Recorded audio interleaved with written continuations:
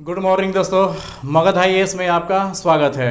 आज भारतीय अर्थव्यवस्था के चैप्टर नंबर 2 में आर्थिक नियोजन पढ़ेंगे। आर्थिक नियोजन में कौन कौन से चीज़ें आती है, आर्थिक नियोजन किसे कहते हैं, आर्थिक नियोजन में क्या चीज़ें हैं, वो आज हम इसको देखेंगे। आर्थिक नियोजन, भारत में आर्थिक नियोजन एक परिचय है। सबसे पहले हम उसका परिचय प्राप्त करेंगे कि आर्थिक नियोजन का अर्थ क्या है, इसका मतलब क्या है। इसके बाद हम देखेंगे भारत में आर्थिक नियोजन के उद्देश्य, क्या वो उद्देश्य पूरे हो चुके हैं या अभी वो उद्देश्य प्राप्त करना है। ये हम अपने उद्देश्य को देखना है कि हमने भारत में आर्थिक नियोजन के कौन कौन से उद्देश्य को रखा है। इसके बाद भारत में नियोजन का इतिहास हम देखेंगे। भारत में एक साझा इतिहास है। क्या भारत में आर्थिक नियोजन आज़ादी के बाद से शुरू की गई या आज़ादी के पहले से भी कुछ अर्थशास्त्रियों ने इसके बारे में कुछ सोचा था, हम उसका एक साझा इतिहास देखेंगे। इसके बाद भारत में नियोजन तंत्र, हम नियोजन तंत्र के बारे में देखेंगे कि वो कौन कौन सी ऐसी संस्थाएं हैं जो भारत में इन नियोजन के लिए उत्तरदायी है, या हमारे यहाँ जो पंचवर्षीय योजना चली उस योजना को कौन सी ऐसी तंत्र है जो उसको चला रही थी। तो हम देखेंगे भारत में नियोजन तंत्र के बारे में। तो आइए दोस्तों, एक एक करके हम जरा इन सब को देखते हैं। सबसे पहले देखते हैं भारत में आर्थिक नियोजन एक परिचय। सबसे पहले देखेंगे कि आर्थिक नियोजन का मतलब होता क्या है। आर्थिक नियोजन से आशय एक संगठित आर्थिक प्रयास से है, एक संगठित रूप से होना चाहिए, एक लिमिट में होना चाहिए, एक टाइम पीरियड होना चाहिए इसके लिए। तो एक संगठित आर्थिक प्रयास से है जिसमें सरकार द्वारा एक निश्चित अवधि में, यानी कि 1 साल, 2 साल, 3 साल, 4 साल, 5 साल, एक निश्चित अवधि बना लिया जाता है कि 1 साल या 2 साल या 5 साल में हमको इन उद्देश्यों को प्राप्त करना है। तो एक निश्चित अवधि में लक्षित आर्थिक एवं सामाजिक लक्ष्यों की प्राप्ति करना है। हमें आर्थिक लक्ष्य भी प्राप्त करना है। आर्थिक लक्ष्य का मतलब है अमीरी और गरीबी, इन दोनों को बराबर करना। और सामाजिक लक्ष्य, समाज में जो भी ऊंच नीच है, जाति से, धर्म से, उन सबको हमें बराबर करना है।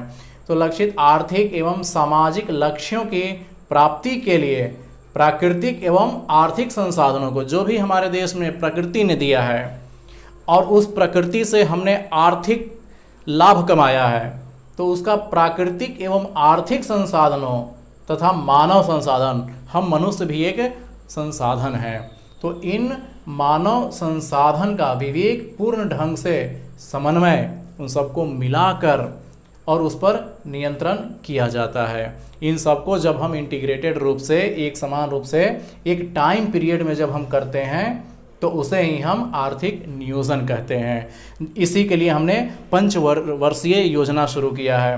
पंचवर्षीय योजना यानी कि हमने 5 साल का एक टाइम पीरियड फिक्स किया और उस टाइम पीरियड में हमने लक्ष्य बनाया। क्या क्या लक्ष्य बनाया? आर्थिक रूप से और सामाजिक लक्ष्य को हमने लक्ष्य बनाया कि इसको हमें प्राप्त करना है। इसी को हम आर्थिक नियोजन कहते हैं। और ये कॉन्सेप्ट हमने रसिया से ग्रहण किया है। रसिया भी 5 वर्ष पर वो अपना प्लान चलाता था, हमने वही मॉडल भारत ने भी अपनाया। तो ये है भारत में आर्थिक नियोजन का परिचय है। अब यही हम देखेंगे कि वो कौन कौन से सामाजिक लक्ष्य हैं, या कौन कौन से वो आर्थिक लक्ष्य हैं, या कौन कौन से वो आर्थिक संसाधन हैं जिसके लिए हम समय निश्चित करते हैं और उसके लिए योजना बनाते हैं, प्लान बनाते हैं। अब हमें देखना है वही भारत में आर्थिक नियोजन के उद्देश्य। हम ये आर्थिक और सामाजिक लक्ष्य को, इसमें कौन कौन से उद्देश्य बना रखा है हमने, वही हमें देखना है। तो सबसे पहले हमें देखेंगे आधारभूत संरचना का विकास करना है। आधारभूत संरचना होती क्या है? बेसिक इंफ्रास्ट्रक्चर, और एक होती है सोशल इंफ्रास्ट्रक्चर।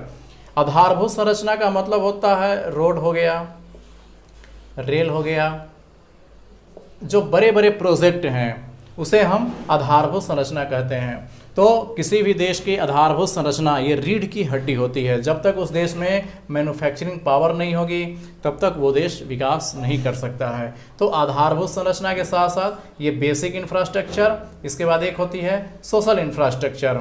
एक सोशल इंफ्रास्ट्रक्चर का मतलब सामाजिक निर्माण होनी चाहिए, सामाजिक यानी कि हॉस्पिटल, एजुकेशनल के लिए स्कूल, ये सब चीज़ें बननी चाहिए। वो होती है आधारभूत संरचना का विकास। तो ये हमारा उद्देश्य है कि हम ऐसा प्लान बनाएंगे कि हमारे यहाँ सड़क बने, रेलगाड़ी के लिए बने और भी बहुत सारे इंफ्रास्ट्रक्चर का निर्माण हो, और साथ ही साथ एजुकेशनल इंस्टीट्यूट भी बने। तो ये हमारा आधारभूत संरचना का विकास जरूरी है। फिर हमने उद्देश्य रखा है कृषि एवं उद्योग का समन्वित विकास करना है। हमें दोनों चीज़ को लेकर के चलना है। भारत एक कृषि प्रधान देश है, लेकिन ये कृषि प्रधान देश कब तक रहेगा? भारत केवल कृषि प्रधान होने से ही पूरे देश के विकास नहीं किया जा सकता है। तो हमें कृषि को तो उत्पादन शक्ति बढ़ाना ही है, कृषि का उत्पादकता बढ़ानी है, साथ ही साथ हमें अस्थायी पूंजी निर्माण भी करना है। तो पूंजी निर्माण के लिए उद्योग अति आवश्यक है। तो हमें कृषि और उद्योग का समन्वित विकास करना है। अब उद्योग के लिए हमें क्या करेंगे भाई? नए नए बड़े बड़े कल कारखाने स्थापित करेंगे। तो हम आगे देखेंगे कौन सी पंचवर्षीय योजना में बड़े बड़े उद्योगों की स्थापना की गई है, आगे हम देखेंगे। कृषि के लिए भारत सरकार ने कौन कौन सी योजनाएं शुरू की है, कौन कौन सी योजनाएं चलाई जा रही है, पहले कितनी उत्पादकता होती थी, आज कितनी उत्पादन हो रही है। हरित क्रांति के माध्यम से कृषि की उपज को बढ़ाया गया है। तो इन सबको लक्ष्य बना करके हम यही लक्ष्य, हम सामाजिक लक्ष्य को प्राप्त करने के लिए ये सब उद्देश्य को पूरा करते हैं। अगला पॉइंट है निर्धनता को दूर करना, यानी कि गरीबी दूर करना। हमारे देश में बहुत ज़्यादा गरीबी है। आज़ादी के समय तो हमारे देश में लगभग 70% गरीबी व्याप्त थी। आज हमारे देश में बहुत कम गरीबी, लगभग 21% गरीबी रह गई है। तो हमने निर्धनता को भी दूर करना है, बेरोजगारी को दूर करना है। आज बेरोजगारी की समस्या अपने चरम सीमा पर पहुंच गई है, तो हमें इसको ख़त्म करना है। टाइम बाउंडेशन बनाएंगे, उसके अंतर्गत हम बेरोजगारी को दूर करेंगे। भारत सरकार कौन कौन सी ऐसी योजनाएं चला रही है जो बेरोजगारी को दूर कर सके, ये आपको विचार करना पड़ेगा। और अगला है आर्थिक समृद्धि, आधुनिकीकरण, आत्मनिर्भरता। ऐसे हम चीज़ों को बनाएं या हम ऐसे चीज़ों को विकसित करें जिस पर हम आत्मनिर्भर रह सकें। हमारा देश आधुनिकीकरण, आधुनिकता की ओर जाए, नए नए इनोवेशन करेंगे, नए नए खोज करेंगे जिससे हमारा देश आधुनिक बने। और उसके साथ साथ हमें आर्थिक समृद्धि को भी प्राप्त करना है। ये हमारे उद्देश्य। अगला उद्देश्य है सामाजिक न्याय के साथ विकास करना है। हमें सोशल जस्टिस, जो समाज में अन्याय होता है उस समाज में न्याय दिलाना है और साथ ही साथ उसका विकास करना है। लैंगिक असमानता को दूर करना है। महिला और पुरुष के लैंगिक असमानता, gender global gender gap report, इसमें ये दिखाया गया है कि भारत में लैंगिक असमानता बहुत ज़्यादा फैली हुई है। तो हमें ये महिला और पुरुष के बीच में जो असमानता है उसे कम करना हमारा उद्देश्य है। फिर हमें सस्टेनेबल डेवलपमेंट, सतत विकास को प्राप्त करना है। ऐसा विकास करना है जिसमें पर्यावरण की भी हानि ना हो और हमारी ज़रूरतों को भी पूरा किया जा सके, वो है सतत विकास। और पर्यावरण संरक्षण पर हमें बल देना है। हम ये इन चीज़ों को करेंगे। तो ये हमारा उद्देश्य है। तो इन उद्देश्यों को ही प्राप्त करना नियोजन कहलाता है। और ये नियोजन हम कैसे करेंगे? एक टाइम बाउंडेशन में। एक ही बार ये सारे लक्ष्यों को प्राप्त नहीं करेंगे हम, और एक ही बार में सारे लक्ष्य एक साथ प्राप्त नहीं हो सकते हैं। तो हम कुछ कुछ उद्देश्यों को, एक दो उद्देश्यों को एक पंचवर्षीय योजना में हम शामिल करके इन सारे मुद्दों को हम सॉल्यूशन करेंगे। अब आपसे एक सवाल है, क्या हमारे देश में बेरोजगारी दूर हो गई? नहीं दूर हुई। क्या हमारे देश में निर्धनता दूर हो गई? नहीं हो गई। ये ऐसी प्रक्रिया है कि ये चलते रहता है, इस धीरे धीरे ख़त्म होगा ये। तो कोई एक पंचवर्षीय योजना में इन सबको चाह करके भी ख़त्म नहीं किया जा सकता है। तो ये सब धीरे धीरे प्रक्रिया ख़त्म होगी। तो ये आर्थिक नियोजन के उद्देश्य थे। अब हम ये देखते हैं कि क्या भारत में आज़ादी के पहले भी हमारे देश में नियोजन के लिए कोई प्रक्रिया अपनाई गई थी, या कोई वैज्ञानिकों ने या अर्थशास्त्रियों ने इसके बारे में सोचा था? तो सोचा था। सबसे पहले 1934 ईस्वी में एम विश्वेश्वरैया नाम के एक बहुत ही बड़े वैज्ञानिक थे, इंजीनियर थे। इन्होंने एक बुक लिखी, planned economy for India. Economy के लिए, भारत की इकोनॉमी के लिए प्लान किया जाए। तो ये 10 ईयर्स का एक प्लान इन्होंने बनाया और इन्होंने वो ढांचा दिया कि ऐसे विकास करना चाहिए भारत को। चूँकि उस समय हमारा देश गुलाम था, धन का अभाव था, इसलिए कुछ हो नहीं पाया। लेकिन इन्होंने अपना विचार इस पुस्तक में दिया। आगे चल करके अर्थशास्त्रियों ने इनके बुक की ही मदद से बहुत सारी योजनाओं को लॉन्च किया गया। अगला बना फिर आर्थिक नियोजन समिति। इसकी अध्यक्षता ये जवाहरलाल नेहरू ने 1938 ईस्वी में इसकी स्थापना किया। और ये समिति ये बताती थी कि कैसे देश को अर्थव्यवस्था में आत्मनिर्भर बनाया जाए। तो ये समिति ये बताती थी। तो आर्थिक समिति का स्थापना जवाहरलाल नेहरू ने किया। इसके बाद बॉम्बे प्लान बम्बई के 8 उद्योगपतियों द्वारा मिल करके ये बनाया गया था 1944 ईस्वी में। और ये 15 वर्ष के लिए बनाया गया था, 15 साल के लिए बनाया गया था। 10,000 करोड़ रुपए इन्वेस्ट करने की इन लोगों की योजना थी। लेकिन उस समय हमारा देश गुलाम था, ज़्यादा ये लोग कुछ कर नहीं पाए, तो उस तरह से वो ज़्यादा चल नहीं पाया इन लोगों का। इसके बाद फिर गांधीवादी योजना आई। जाहिर सी बात है, नाम से ही श्रीमान नारायण गांधी जी के बहुत बड़े भक्त थे। ये इनके अहिंसावादी विचारों से बहुत ज़्यादा प्रभावित थे। तो इन्होंने गांधी जी के विचारों को ही इन्होंने अर्थव्यवस्था के रूप में ढालने का निर्णय लिया और इन्होंने अपनी एक योजना प्रस्तुत की, गांधीवादी योजना, श्रीमान नारायण के द्वारा। बहुत ही फेमस, ये एग्जाम में बहुत बार ये पूछ चुका है। जन योजना 1945 में M.N. राय, मानवेंद्र नाथ राय, ये कम्युनिस्ट विचारधारा के थे। तो इन्होंने जन योजना, पीपल्स प्लान इन्होंने लेकर के इन्होंने आया। सर्वोदय योजना, जयप्रकाश नारायण 1950 में सर्वोदय योजना इन्होंने लाया। सबका उदय, सर्वोदय का मतलब सबका उदय, गरीब हो, अमीर हो, ऊंची जाति हो, निचली जाति का हो, कोई भी हो, सबका उदय होना चाहिए। ऐसी अर्थव्यवस्था हमें बनानी चाहिए। तो इस तरह से भारत में नियोजन का इतिहास रहा है ये।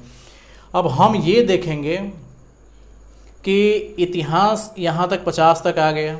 इसके बाद हम देखेंगे भारत में नियोजन तंत्र, कि अगले जो पंचवर्षीय योजना बनेगी उसको चलाने के लिए भारत में कौन ऐसे तंत्र की स्थापना की गई जो अगले 12 पंचवर्षीय योजनाओं तक वो चलाया। तो ये योजना आयोग पहली बार बनाया गया 15 मार्च 1950 को। योजना आयोग नाम से ही स्पष्ट है, ये योजना बनाने का काम करता था और इसके अध्यक्ष PM होते थे। तो जब तक पंचवर्षीय योजना चली, हर पंचवर्षीय योजना का ये योजना आयोग बनाती थी, लेकिन इसको अप्रूवल लेना पड़ता था। योजना तो ये बना करके दे देती थी आयोग, लेकिन लागू ऐसे नहीं होता था। लागू करने के लिए एक दूसरा संस्था बनाया गया, राष्ट्रीय विकास परिषद बनाया गया, और ये राष्ट्रीय विकास परिषद अप्रूवल देती थी। इसकी स्थापना 1952 में हुई थी। इसके अध्यक्ष PM होते हैं और मेंबर सभी राज्यों के मुख्यमंत्री होते हैं। केंद्र शासित प्रदेश के राज्यपाल होते हैं, उपराज्यपाल होते हैं और सेंट्रल मिनिस्टर, केंद्रीय मंत्री परिषद के सदस्य होते हैं। तो योजना आयोग जैसे एग्जाम्पल में लेते हैं, अगर हमें दूसरी पंचवर्षीय योजना पास करनी है तो योजना को हम पहले डिज़ाइन बनाया जाएगा, मॉडल बनाया जाएगा। मॉडल बनाने का, डिज़ाइन बनाने का सारा काम योजना आयोग के पास है। योजना आयोग सारा खाका बनाकर, ढांचा बना करके ये राष्ट्रीय विकास परिषद को देती थी। ये अप्रूवल करके पास कर देती थी, तो वो योजना फिर पास हो जाती थी और लागू हो जाती थी। तो ये 2 संस्था चली और ये 2 संस्था 2012वीं पंचवर्षीय योजना तक ये 2 संस्था चली। इसके बाद फिर नई गवर्नमेंट आई, बदल गई गवर्नमेंट। तो 2015 में इन दोनों योजनाओं को मिला दिया गया। एक तरह से कहिए कि इनका अस्तित्व खत्म कर दिया गया, लेकिन इन्हीं के आधार पर एक नया योजना बनाया गया आयोग, नीति आयोग बनाया गया। इसके बारे में आप लोग काफ़ी कुछ पढ़ चुके होंगे, फिर भी हम इसके बारे में डिटेल से पढ़ेंगे। नीति आयोग, अब आपको ये सोचना है कि 2015 से लेकर के 2020 5 साल की हमारी अर्थव्यवस्था को ये नीति आयोग समीक्षा करता है। हर साल ये समीक्षा करता है और इसकी हम रिपोर्ट हर साल आती है। हमें इसकी स्ट्रेटजी और इसके रिपोर्ट को पढ़नी चाहिए कि 5 साल की अर्थव्यवस्था को इसने कैसे चलाया, इसके लिए कितने कितने इंडिकेटर हैं। तो दोस्तों, अभी हमने देखा है आर्थिक नियोजन। आर्थिक नियोजन में हमने देखा भारत में आर्थिक नियोजन एक परिचय देखा, आर्थिक भारत में आर्थिक नियोजन के उद्देश्य कौन कौन से हैं ये हमने देखा। भारत में नियोजन का इतिहास हमने देखा, यानी कि हमारे यहाँ के अर्थशास्त्री पहले से ही जागरूक थे अपने अर्थव्यवस्था को लेकर के। इसके बाद भारत में नियोजन तंत्र बनाया गया ताकि ये लंबे समय तक इन योजनाओं को क्रियान्वित कर सके। तो अब इसके बाद हम देखेंगे, अगले वीडियो में देखेंगे इसके बाद कि हमने वो 12 पंचवर्षीय योजना कौन कौन से हमने बनाई है। और ये एग्ज़ाम के लिए बहुत इंपॉर्टेंट है।